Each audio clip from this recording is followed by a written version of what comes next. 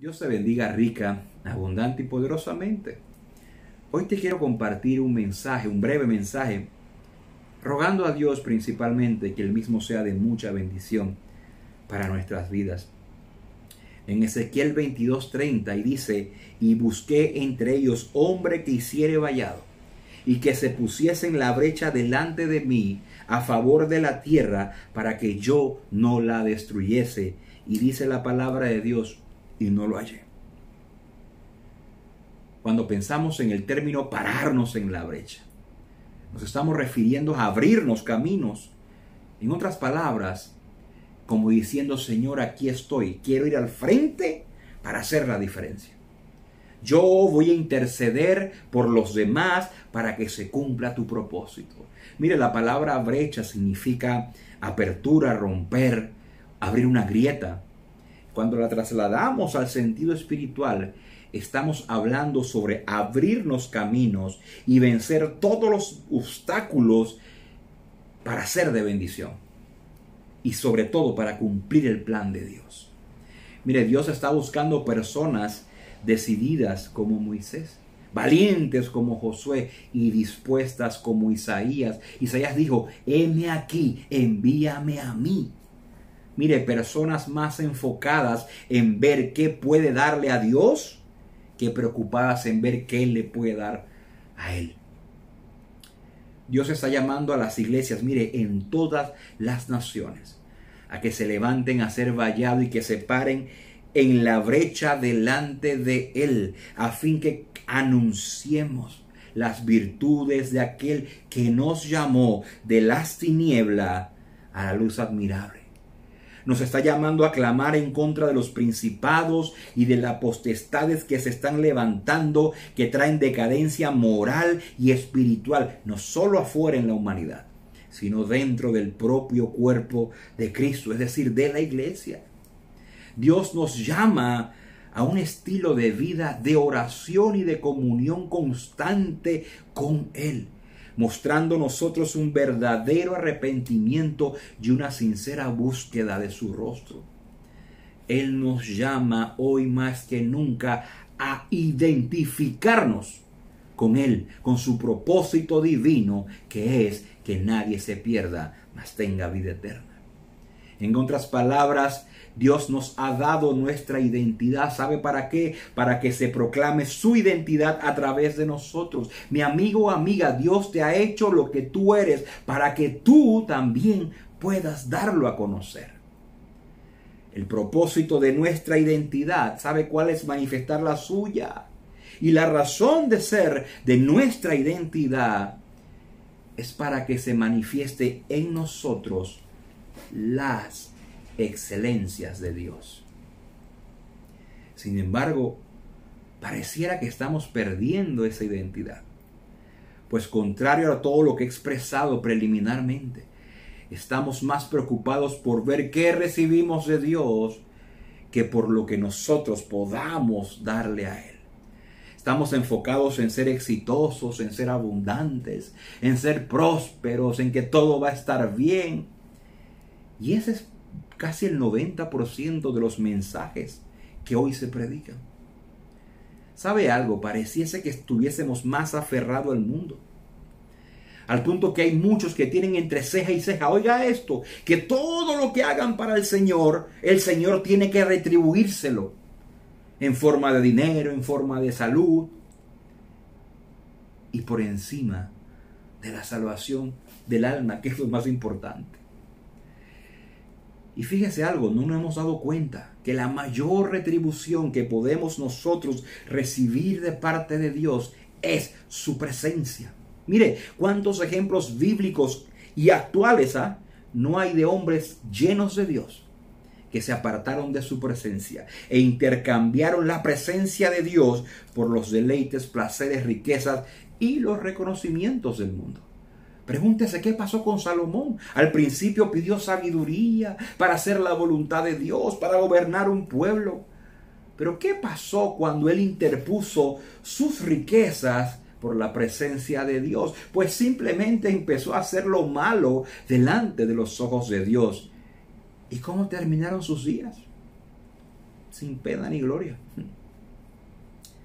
Mis amados en la fe del Señor, la iglesia hoy ha perdido paz. Hemos perdido el norte. Le estamos dando cabida al egocentrismo, a la altivez, a la insensatez y a la falta de cordura. Estamos ocupando el tiempo destinado para Dios para criticar, para desprestigiar, para golpear, para acusar, para amenazar. Y todo esto se da en medio de un mensaje motivador en los altares. Y yo me pregunto, ¿será que ese mensaje estará lleno de la voluntad de Dios? ¿O simplemente es uno de esos mensajes que todos quieren oír y que sacan muchos amén, gloria a Dios, aleluya? ¿Acaso no hay nada arriba en el cielo y debajo de la tierra que Dios no lo sepa? ¿Sabe algo? El enemigo se ha aprovechado de esta situación y está creando división, disputa, pleitos innecesarios entre las iglesias, entre sus miembros, entre su liderazgo. Y lo que más me entristece es ver cómo ahora las redes sociales se han vuelto en grandes tribunales de los que están a favor de uno o en contra del otro. Y peor aún, con unos lenguajes que, válgame Dios, parecen de todo menos cristianos. Yo sé la importancia y el deseo de muchos, en el cual yo me incluyo, en que se predique del amor de Dios, del sacrificio de Jesús en la cruz del Calvario para el perdón de nuestros pecados y para la salvación de nuestra alma.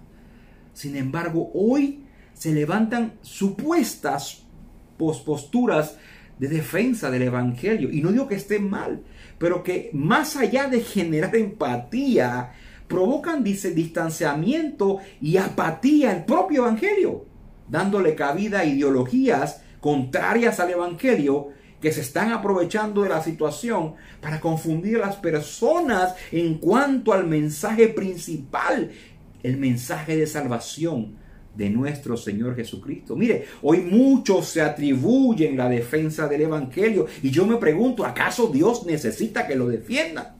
¿O Dios necesita realmente hombres y mujeres que no se aparten de su presencia? Mis amados, volvamos a la razón, seamos sensatos. ¿Qué demanda Dios de quienes predicamos? ¿Qué demanda? Simplemente que anunciemos las virtudes de aquel que nos llamó de las tinieblas a la luz admirable. Mire, nosotros estamos llamados para dar a conocer las grandezas de Dios. Y para eso debemos humillarnos delante de Él. Expresar un arrepentimiento genuino por el pecado del pueblo y el pecado que hay en nuestras vidas, para renovar el compromiso nuestro de hacer la voluntad de Dios, reconociendo nuestra pobreza e indiferencia espiritual en muchas ocasiones. Dios busca hombres y mujeres con corazones contritos y humillados delante del Señor. ¿Para qué? Para que Él sea exaltado en toda actividad y sin que nosotros pretendamos creernos figuras relevantes del evangelio de la iglesia. Y se trata de Jesús, no de nosotros. Debemos ser personas de oración, capaces de clamar a Dios por misericordia de nuestras vidas y de la humanidad también. Fervientes, constantes, persistentes en toda oración y ruego. Hombres y mujeres que hablen con Dios a favor del mundo, de las familias, de los gobernantes. Dependemos únicamente de Él.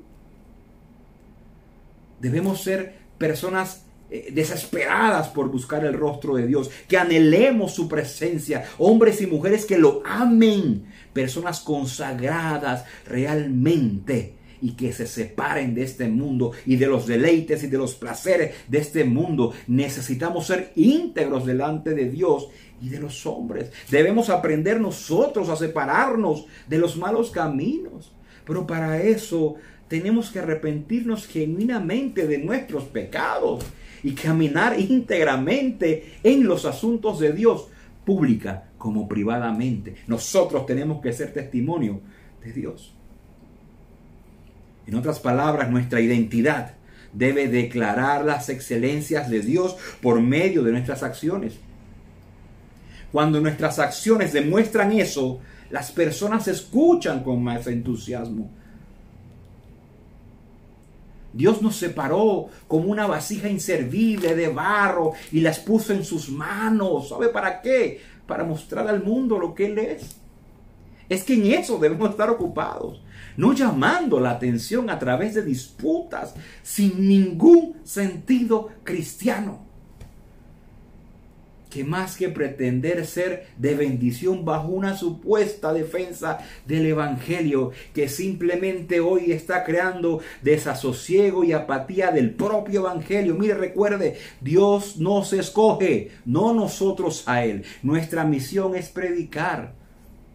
Él se encarga de convencer. Dios te bendiga. Esto es Construyendo Madurez.